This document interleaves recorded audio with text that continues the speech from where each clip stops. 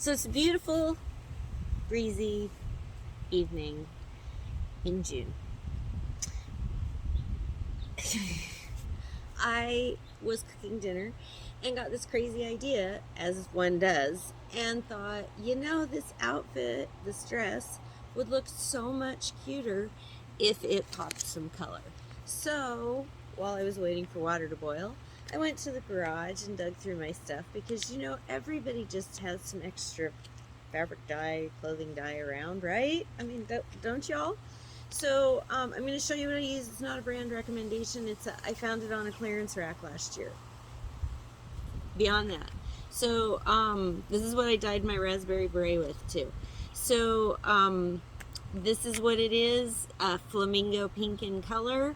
I'm going to just dye this dress and take you along on the trip.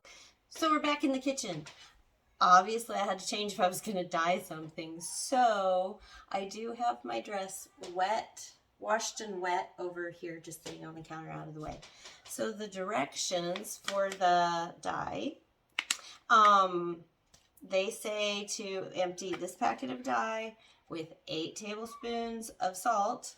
So I have some salt, non-iodized blue box. So we've got that. And 4 cups of water, of warm water. Just following the directions. Nothing else here.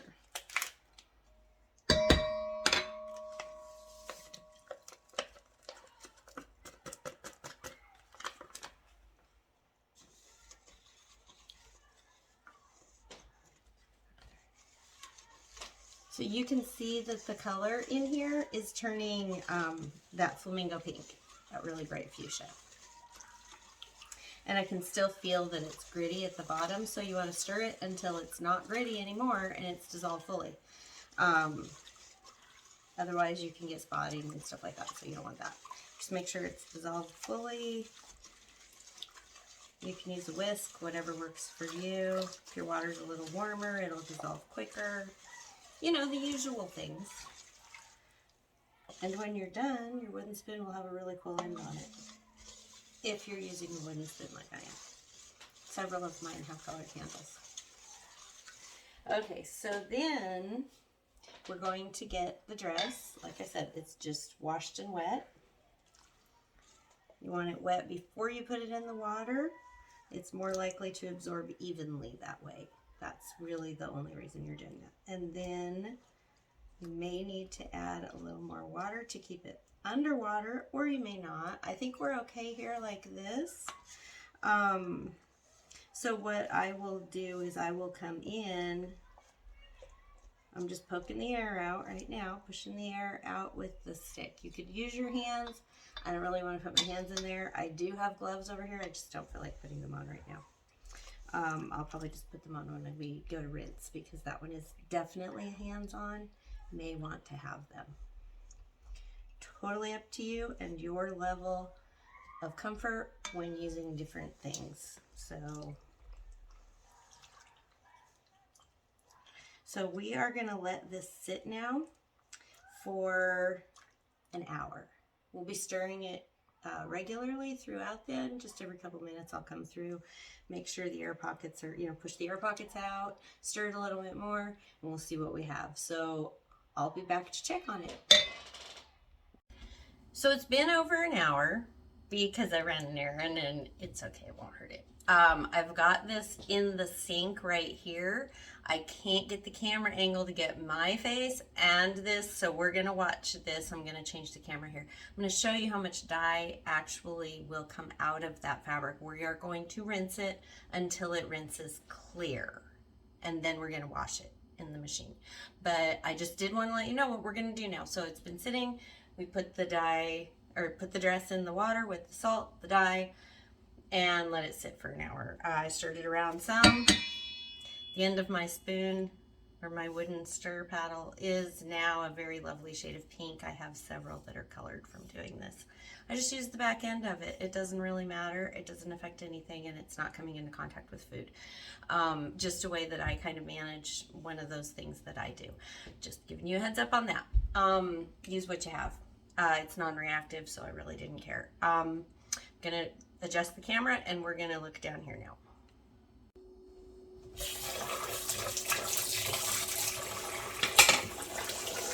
So here is the color of, because I want you to see this.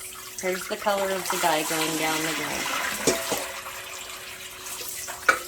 So this is rinsed out of the bowl. You can see all that dye residue. We will definitely be running this through the dishwasher, but I just did want to let you see what we were doing here. So you can definitely tell that there's lots of dye in here.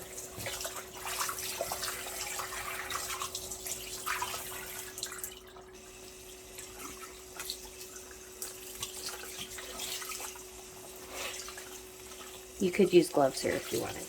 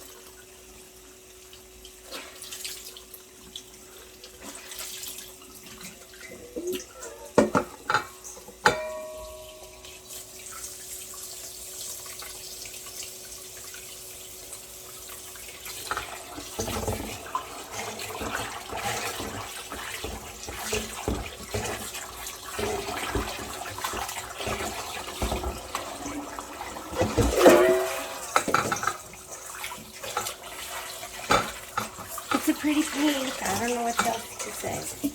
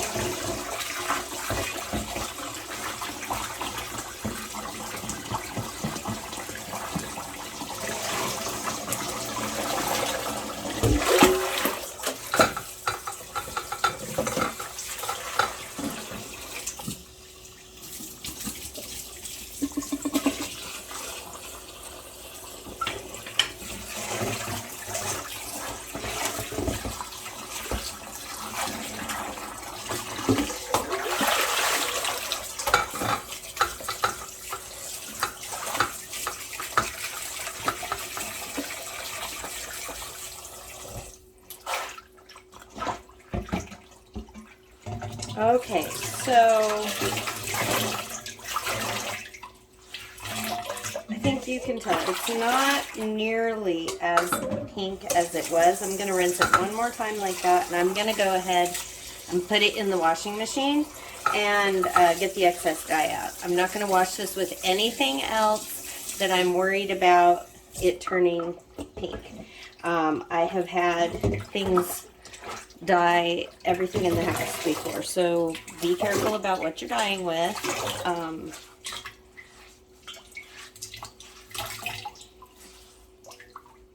You can see it's still running some dye out, but not nearly as much. We're going to call it good. We're going to put this in the washing machine, and so this is what we're looking at, just so you can see. It's not black and white anymore. It's definitely pink and black. So we're going to wash it. I'm going to wash it, dry it, put it on, and let you see what it looks like.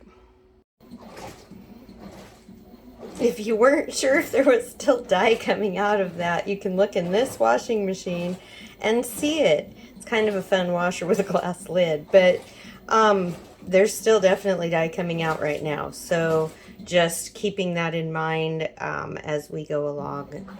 We'll see how it does later in the cycle. We're back. As you can see, the dress is washed and dried. It's not wet anymore. So I knew it was going to do this. I'm going to point this out because you can avoid this if you don't want this.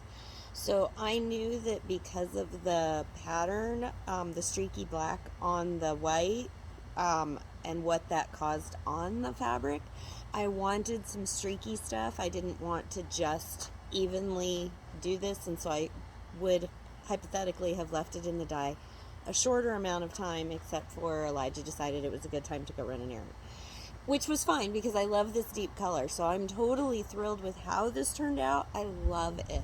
So, but you can see like right here, there's some streaky spots here, and then there's some, might be harder to see with the light dappling through the leaves, but like right through here, it's not nearly as dark. There's some spots down here. The top part's okay. I don't know how the back look.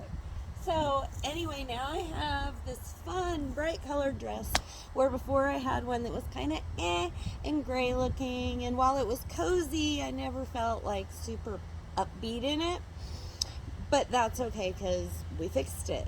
So now I have an awesome, fun summer dress, easy pull on, easy wear, sleep in it, wear it for 4 days while you're hiking, who cares? But again, no pockets, we can fix that later, but it is way more fun. So excited. Oh, there's some more streaky stuff all the way down that side. So yes, this was so easy. You can do this too. Take something out of your closet. Have you dyed anything? Are you going to dye anything? Tell me what's up with that. What do you think? Was that too difficult? That was so easy, wasn't it? Like seriously, we mixed the stuff in a bowl, got the object wet, put it in the dye, let it sit, stirred it up a little bit, let it sit, rinsed it, washed it, dried it, wore it. Woo! And we did that all. You can do it too. I want to see what you've done. Tell me about it in the comments below. Subscribe to see more, and we'll see you next time. Hey friends, it's the interjection of the raspberry beret. When someone gave me this lovely vintage 1980s wool beret that was a dingy, slightly yellowed wool color, as white wool tends to do over time when not stored properly. Can't even talk here.